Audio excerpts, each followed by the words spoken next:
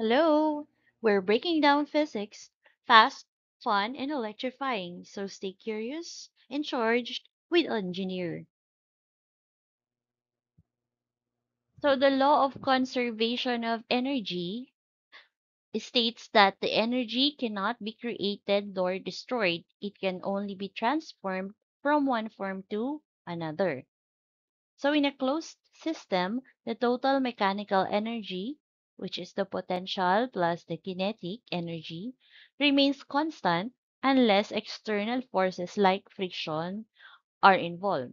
So in formula, the energy total is equal to the kinetic energy plus potential energy, which is constant.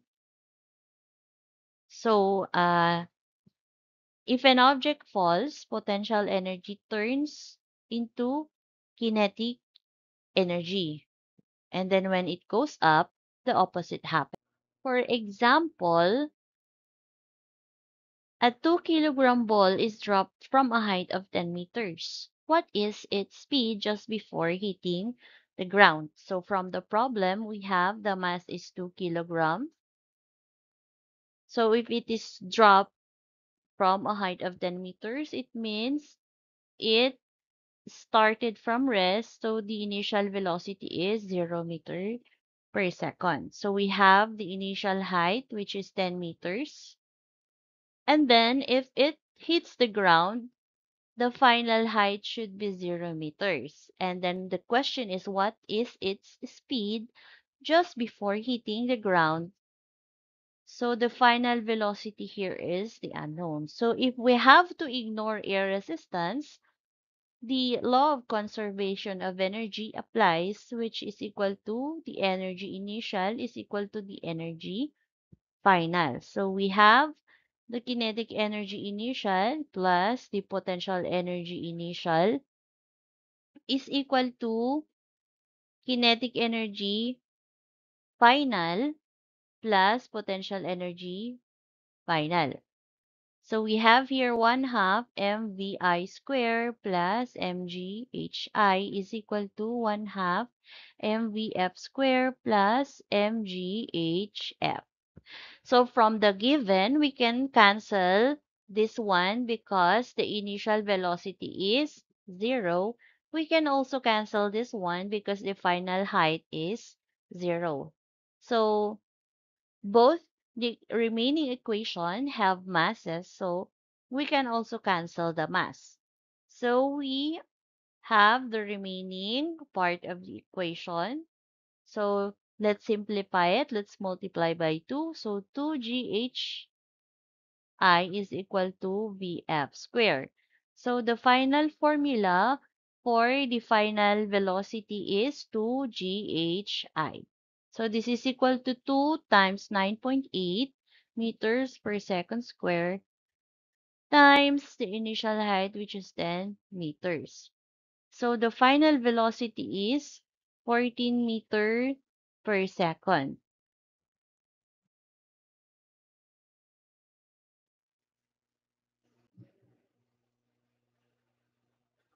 So another problem, a roller coaster starts from rest.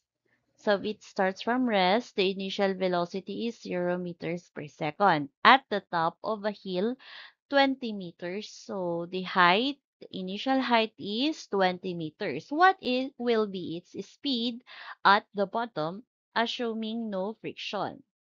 So we have the final height, which is 0 meters, and then the final velocity, which is the unknown. So if there is no friction involved, so we can use the law of conservation of energy, which is the energy initial is equal to the total energy final. So we have again the initial kinetic energy plus the initial potential energy is equal to the final kinetic energy plus the final potential energy. So we have 1 half mvi squared plus mghi is equal to 1 half mvf squared plus mghf. So from the given, we can cancel this one, and we can cancel the mass. So we have GHI is equal to 1 half VF squared multiplied by 2. So 2GHI is equal to VF squared. So VF is equal to square root of 2GHI. So from the given, we have 20 meters. So the final velocity is 19.8 meters per second.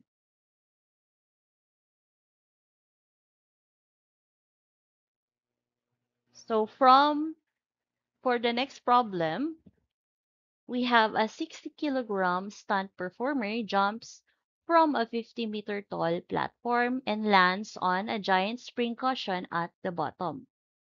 The spring, with the spring constant of 800 Newton meters per meter, compresses to a maximum of 2 meters to bring the performer to a complete stop.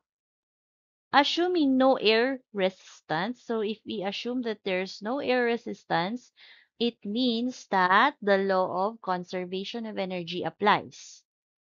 So was the spring strong enough to safely stop the fall? If not, how much more compression is needed? So we have here the given is a mass of 60 kilogram for a height of 50 meters, spring constant of 800 Newton per meter, and the compression, which is 2 meters. So in order to determine if the spring is strong enough to safely stop the fall, we have to compare their gravitational potential energy and the elastic potential energy. So let's solve for the gravitational potential energy, which is mgh. So we have 60 kilogram times 9.8 meter per second square times 50 meters. So the gravitational potential energy is 29,400 joule. So for the elastic potential energy, we have 1 half kx squared. So 1 half times 800 Newton per meter times 2 meters squared. So we have 1,600 joule. So comparing the two, so gravitational potential energy is significantly larger than the elastic potential energy. Therefore, the spring is not strong enough. So it's not strong enough to stop the fall. So it only absorbs a small fraction of the energy.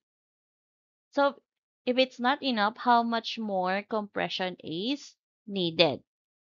So to know the compression needed, we have to equate the gravitational potential energy and the elastic potential energy to solve for the new compression. So we have here 29,400 joule is equal to 1 half times 800 Newton per meter times the x nu square. So we denote the compression needed as x nu. So the compression needed is 8.57 meters. So instead of 2 meters, we actually needed 8.57 meters to stop the fall on the spring.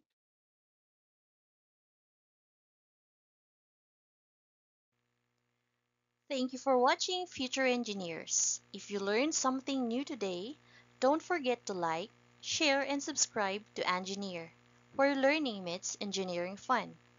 Got questions or topics you want me to cover next? Drop them in the comments. I'd love to hear from you.